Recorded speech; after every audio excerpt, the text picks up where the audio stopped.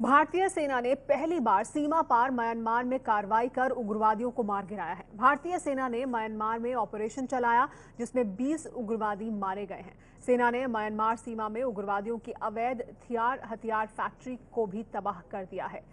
आपको बता दें कि खापलांग गुट के उग्रवादी थे ये, जिन्होंने भारतीय सेना की टुकड़ी पर हमला किया था और उन्हीं उग्रवादियों पर जाकर हमला किया गया है भारतीय सेना की तरफ से। पहली जो तस्वीर आप देख रहे हैं वो उन कमांडो की तस्वीर है जिन्होंने इस ऑपरेशन को अंजाम दिया।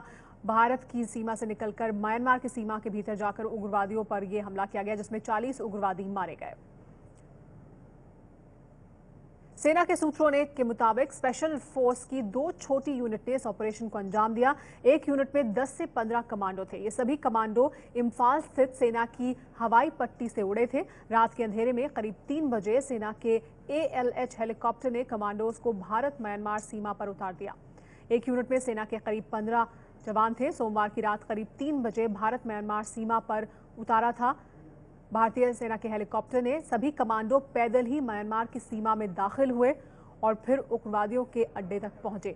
इसके बाद कमांडो पैदल म्यांमार की सीमा में दाखिल होकर ओंजिया इलाके में 2 कैंप थे वहां पहुंचे। कैंप तक रेंगते हुए दोनों टुकड़ी अलग अलग रास्ते से पहुंची। 2 टुकड़ियां थी, 10 से 15 जवान कमांडो एक टुकड़ी में थे। सुबह करीब 4 बजे तक कमांडो ने अपना ऑपरेशन पूरा कर दिया था। रात 3 बजे से शुरू हुआ और सुबह 4 बजे ये ऑपरेशन पूरा हो गया था। कमांडो ने हैंड ग्रेनेड फेंककर उग्रवादियों को बाहर निकाला और जब उग्रवादी बाहर निकले तो फिर उन पर हमला कर दिया। उग्रवादी जैसे ही बाहर निकले कमांडो ने उन पर हमला कर दिया और उन्हें मार गिराया। इसमें 40 उग्रवादी बताया जा रहा है कि मारे गए हैं। 45 मिनट में ये पूरा ऑपरेशन खत्म हो गया।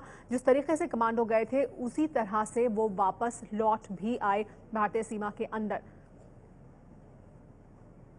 इस ऑपरेशन का पूरा खाका तैयार किया था राष्ट्रीय सुरक्षा सलाहकार अजीत डोभाल ने। पहली बार भारत की सेना ने दूसरे देश की सीमा में जाकर इस ऑपरेशन को अंजाम दिया।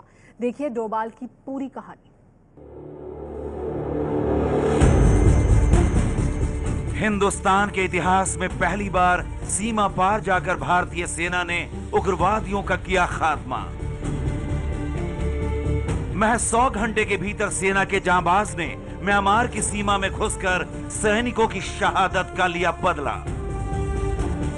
सेना ने उन उग्रवादियों को मार गिराया जिसने 4 जून को हमला करके हमारे 18 जवानों को शहीद कर दिया था। ऐसा पहली बार हुआ जब भारतीय सेना ने सीमा लांघकर आतंकवादियों को ठिकाना लगा दिया। इस ऐतिहासिक ऑपरेशन के पीछे जिस शख्स का दिमाग काम कर रहा था वो है अजीत डोभाल, भारत के राष्ट्रीय सुरक्षा सलाहकार। अजीत डोभाल की अगुवाई में हुए ऑपरेशन के तहत भारतीय सेना ने म्यांमार की सीमा में घुसकर 35 से 40 उग्रवादियों को मार गिराया।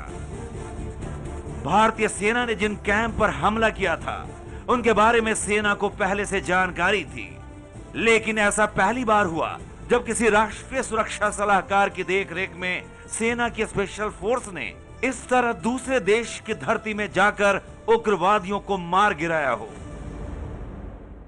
भारतीय सेना ने नागालैंड और मणिपुर से लगे भारतीय म्यांमार की सीमावर्ती इलाकों में 2 जगह अलग अलग उग्रवादी गुटों के विपरीत कार्रवाई की। इस कार्रवाई में विरोधी गुटों का काफी नुकसान पहुंचा है।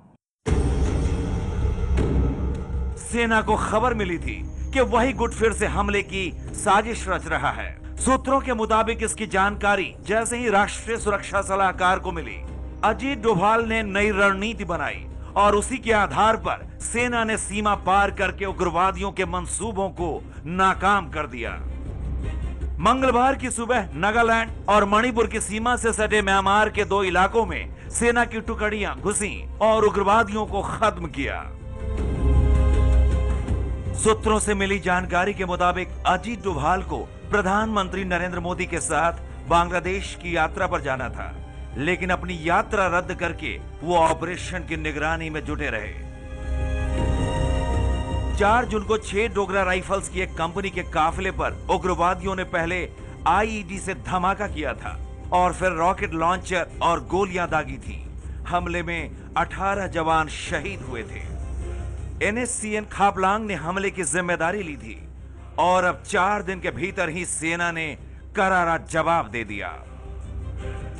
डोभाल एक ऐसे शख्स हैं जिन्हें देश की आंतरिक और बाह्य दोनों ही खुफिया एजेंसियों में लंबे समय तक जमीनी स्तर पर काम करने का लंबा अनुभव है और वो देश में चलाए गए कई सफल सुरक्षा ऑपरेशन के मुख्य सूत्रधार रहे हैं।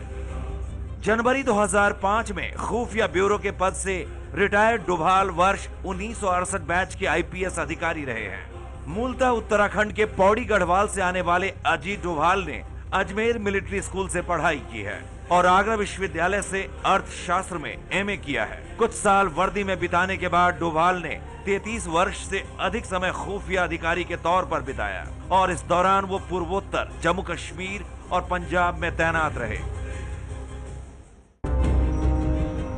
30 मई 2014 को 5वें राष्ट्रीय सुरक्षा सलाहकार के रूप में चुनकर आए अजीत डोभाल इससे पहले विवेकानंद इंटरनेशनल फाउंडेशन के डायरेक्टर के पद पर तैनात थे। भारत की छवि को संसार में, हिंदू राष्ट्र की छवि संसार में अपनी आस्थाओं की, अपनी प्रतिभा की बात सारे संसार तक पहुंचाए। एक स्तर पर होता है, एक दूसरा बैटल फ्रंट था जिसमें कि हम देश के अंदर में, समाज के अंदर में जो देश के लोग हैं इनके अंदर अपने स्वाभिमान, अपनी धर्म के प्रति जागरूकता और अपना एक संगठन पैदा कर सकें और तीसरा कि एक राष्ट्रीयता की भावना पैदा करके हम इस राष्ट्र को, राष्ट्र के निर्माण में एक संगठित राष्ट्र, संगठित समाज के द्वारा एक आजादी का प्रयास। वो नरेंद्र मोदी के करीबी माने जाते हैं। डोभाल मोदी के पसंदीदा क्यों हैं? ये उनके द्वारा किए गए सफल ऑपरेशन का ग्राफ देखकर ही पता चलता है। 1999 में कंधार ले जाए गए इंडियन एयरलाइंस के विमान IC-814 के अपहरणकर्ताओं के साथ मुख्य वार्ताकार थे अजीत डोभाल।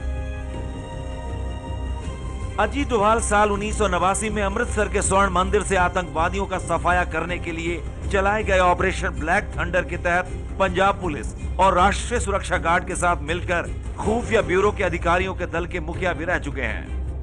डोभाल ने साल 1991 में खालिस्तान लिबरेशन फ्रंट द्वारा अपहरण किए गए रोमानियाई राजनयिक लिवियो राडू को बचाने की सफल योजना बनाई थी। कश्मीर में अपने कार्यकाल के दौरान डोभाल आतंकवादी समूहों को तोड़ने में सफल रहे। 26 मई 2014 को केंद्र की नरेंद्र मोदी सरकार के सत्ता में कामकाज संभालते ही देश में कई महत्वपूर्ण शीर्ष स्तरों पर बड़े परिवर्तन हुए। इन परिवर्तनों में जहां प्रधानमंत्री नरेंद्र मोदी ने पहले अध्यादेश लाकर प्रधान सचिव के तौर पर निर्वेंद्र मिश्र की नियुक्ति कर उनके इरादे जाहिर कर दिए, तो वहीं दूसरी ओर इसमें सबसे बड़ा परिवर्तन राष्ट्रीय सुरक्षा सलाहकार के तौर पर अजीत डोभाल की नियुक्ति का ही था। केंद्र के सत्ता के गलियारों से वर्षों से दूर रहे अजीत डोभाल देश की सुरक्षा चक्र को मजबूत करने वाले सबसे सफल स्तंभ कहे जा रहे हैं। सरकार के मंत्री म्यांमार ऑपरेशन की कामयाबी का श्रेय मोदी सरकार को दे रहे हैं। बड़ी बात है कि हम लोगों ने, हमारा देश के ऊपर में जो हमला हुआ उसका एक जवाब हुआ, उसका जो पूरा बिल्कुल जो विषय को बहुत विस्तार से चर्चा करना सही नहीं होगा, मैं ऐसे मानता हूँ। सर, सेना के लिए कितनी बड़ी चुनौती थी और कितने आप इसमें शाबाशी देंगे सेना को? चुनौती तो है और चुनौती को हाथ में लेते हुए जो काम किया देश हित में, तो देश वाला सब मिल करके उसको, हम लोग को इसको सैल्यूट करना चाहिए, सेना के जवानों को और जितने भी लोग इसमें जुड़े हुए हैं। ये प्रक्रिया है बहुत बड़ा, इसमें एक कोऑर्डिनेशन का आवश्यकता होता है, ये मिलजुल के करता है। इसलिए मैं समझता हूँ कि देश हित में जब कोई काम करता है तो उसको हम लोग सब मिल करके एकजुट होकर के उसको समझना चाहिए और उसको ज़्यादा विस्तार से चर्चा भी नहीं करना चाहिए। मणिपुर में जो एम्बुश हुआ था कुछ दिन पहले, उसके बाद सेना ने ऑपरेशंस प्लान करा, इंटेलिजेंस हासिल करा और इंटेलिजेंस में ये मालूम चला कि एक और हमले की तैयारी हो रही है और ऐसे मिलिटेंट कैंप्स को बर्बाद करने के लिए हिंदुस्तान की सेना, स्पेशल फोर्सेस म्यांमार के काफ़ी अंदर भीतर जाकर 2 ऐसे मिलिटेंट्स के कैंप्स को नष्ट करा। इस ऑपरेशंस के अंदर भारतीय सेना का एक भी सैनिक घायल नहीं हुआ और ये दोनों ऑपरेशन सक्सेसफुल हैं। एक संदेश है ऐसे देशों के लिए जो नापाक इरादे रखते हैं भारत की तरफ कि आज का भारत ऐसे हमले बर्दाश्त नहीं करेगा और हर वो तरीका अपनाएगा जिससे भारत को सुरक्षित रखा जा सके। मिलिटेंट्स अक्सर ये सोचते हैं कि हमले करके वो दूसरे देश में वापस चले जाएं और वो वहाँ सुरक्षित रहेंगे। ऐसा संभव नहीं है। अब ये कोई कुश्ती का खेल नहीं है जहाँ अपने पाले पे जाने के बाद कोई आउट नहीं कर सकता। हिंदुस्तान की सेना अब से हॉट परसूट करेगी, पीछा करेगी और ऐसे मिलिटेंट्स को और ऐसे कैंपों को बर्बाद करके रहेगी। लेकिन म्यांमार ऑपरेशन के बाद सेना के साथ सरकार की वाहवाही हो रही है। कांग्रेस महासचिव दिग्विजय सिंह लेकिन ऑपरेशन की कामयाबी का श्रेय देने को तैयार नहीं है मोदी सरकार को। दिग्विजय सिंह सेना को सारा श्रेय दे रहे हैं। दिग्विजय सिंह का कहना है कि मोदी सरकार अपनी नाकामी छिपाने के लिए श्रेय ले रही है। सर, इस करारे जवाब का श्रेय क्या आप मोदी जी को देंगे, प्रधानमंत्री को? मैं सबसे पहले तो जो दुर्घटना में हमारे 20 लोग शहीद हुए हैं उनके प्रति अपनी संवेदना व्यक्त करता हूं और देश में पहली बार इतना बड़ा हमला आतंकियों ने भारतीय सेना पर किया और उसमें अगर श्रेय देते हैं तो सेना के उन अधिकारियों को देते हैं जिन्होंने ये काम किया। प्रधानमंत्री का नहीं है, क्योंकि INB मिनिस्टर जो स्टेट के हैं राज्यवर्धन सिंह राठौर, वो बोल रहे हैं कि 56 इंच का जो सीना पहले कहा करते थे आज प्रूव करके दिखा दिया। ऐसा है, जरा उनका राज्यवर्धन सिंह जी खुद 56 इंच का सीना का नाप करके हम बता देते कितने इंच का सीना है उनका। मोदी जी उनका जो टेलर है जो कपड़े सीता है वो तो बताता है 56 इंच का सीना नहीं है। प्रूव नहीं किया, इसका मतलब आपको लगता नहीं है कि ये ऐसा है, इनकी असफलताओं को छिपाने के लिए ये श्रेय लेने के होड़ में लगे हुए हैं। अगर श्रेय जाता है तो बहादुर जवानों को जाता है, भारतीय सेना को जाता है कि उनको जाता है? MEA को नहीं जाता, जो जिन्होंने बातचीत की, वहाँ के गवर्नमेंट को कॉन्फिडेंस में लिया, फिर जाके इस तरह की स्ट्राइक।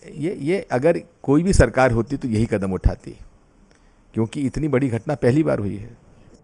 तो कांग्रेस पार्टी श्रेय नहीं दे रही है मोदी सरकार को, सेना को श्रेय दे रहे हैं इस पूरे ऑपरेशन का।